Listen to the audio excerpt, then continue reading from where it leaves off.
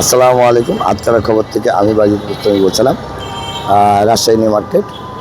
দর্শকবৃন্দ, আপনারা দেখতে পাচ্ছেন যে এইরকম একটা মার্কেটে দেখেন, ভালো করে দেখেন, একটু জায়গাটা শনাক্ত করেন এবং বুঝেন যে কোন মূল পয়েন্টে এই প্রবলেমটা হচ্ছে। দর্শকবৃন্দ, আবারও বলি, এই সংস্কার যদি তাড়াতাড়ি না হয় কিংবা জলদি না হয় তাহলে এটা প্রবলেম এবং যে কোনো মানুষ দুর্ঘটনা ঘটতে পারে।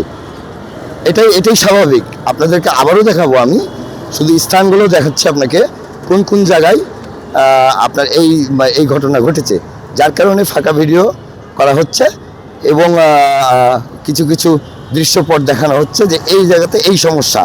দর্শকবিন্দু, আমি কালকেও করেছি, আজকেও করেছি। দর্শকবিন্দু, দেখতে পাচ্ছেন এইরকম একটা জায়গাতে এরকম মরণ ফান আসলে এইভাবে কতদিন থাকবে জানি না, তবে ইনফরমেশন অনুযায়ী আপনার নিম্নে 1 বছর কেটে যায়।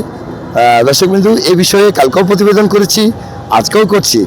দোয়া রাখবেন আমি যেন জনকল্যাণের সাথে সহযোগিতা করতে পারি এবং সহযোগিতা কেন, সর্বোচ্চ মানের যতটুকু করার আমি করতে পারি। আপনারা স্পটটা ভালো করে দেখেন। দর্শকবৃন্দু, এটা হচ্ছে এই মার্কেটের সামনে ব্যাংক লিমিটেড আছে, বাংলাদেশ কর্মকর্তা ব্যাংক লিমিটেড আছে, দেখতে পাচ্ছেন আপনি।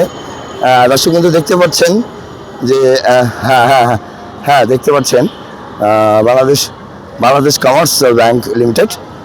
দর্শকবৃন্দু, এই মার্কেটের সামনেই এইরকম একটা অসুস্থ এবং যে মরণ ফার্ম পেতে রেখেছে সে এই যে ময়লাগুলো দেখছেন, এগুলো সিটি কর্পোরেশনের ওরা আসে, এসে পরিষ্কার করে, আর যদি মনে হয়তো বা করে না সেদিন এইভাবেই থেকে যায়। কিন্তু আমার প্রশ্ন এটা না, আমার প্রশ্ন হচ্ছে এই জায়গাটা আমি কালকেও প্রতিবেদন করেছি, আজকে সরকারের পক্ষ থেকে কিছু না কিছু হলেও এই জায়গার সংস্কারের জন্য আমি আবার আবেদন জানালাম।